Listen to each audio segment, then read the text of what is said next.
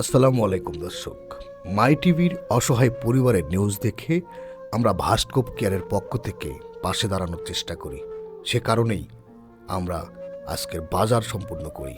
প্রথমে আমাদের যে প্যাকেজ ডিম, পেঁয়াজ, আলু এবং মুদির দোকানের সেই আমাদের যে পূর্ণাঙ্গ প্যাকেজ সেমাই, চিনি, মসুর ডাল, ছোলা, লবণ, তেল সব কিছু নিয়ে আমরা চালের দোকানে যাই। চাল নেওয়ার পরে আমরা চেষ্টা করে একটু অন্য কিছু নিয়ে যেতে। আমরা সে কারণে মুরগির মাংস নেওয়ার চিন্তা করি এবং মুরগির মাংস নিয়ে আমরাও তার বাড়ির দিকে রওনা হই।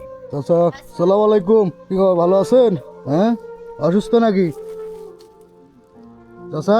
অসুস্থ? ওঠেন, ওটা ওটা ওটা পায় না, বসেন। গতকাল গোবিন্দগঞ্জের মাই টিভির প্রতিনিধি বাবু ভাই একটা নিউজ দেখছিলাম এবং মাই টিভির অফিসিয়াল পেজে সেটা ছাড়ছিল যে একটা পরিবার অসহায়ত্বের মধ্যে আছে। এটা হচ্ছে সেই পরিবার।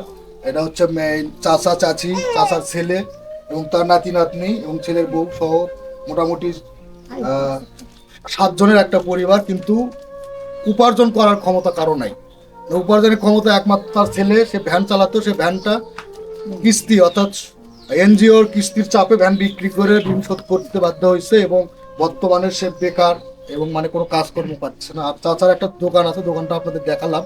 মালপাতি কিনে দেন দোকানের, তাহলে খুব উপকার হয়। চাচা যেহেতু অসুস্থ, বসে থেকে দোকানটা করতে পারবে। আর যদি কোনো ব্যক্তি এই ভাইয়ের কোনো কাজের একটা খোঁজ দিতে পারেন কিংবা একটা ভ্যান রিক্সার ব্যবস্থা করে দিতেন, তাহলে ভাইয়ের খুব উপকার হোক।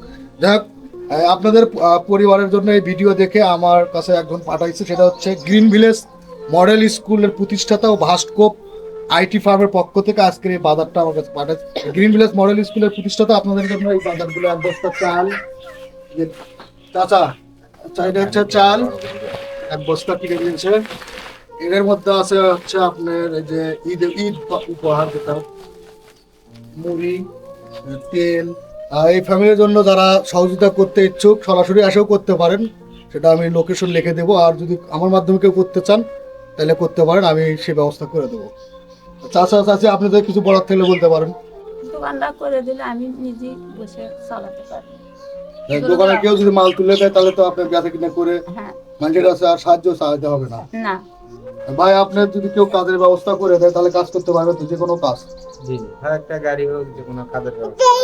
গাড়ি বাদে কোনো দোকানে থাকা, তারপরে হচ্ছে কেউ যদি আপনার কোনো একটা কাজে লাগায়,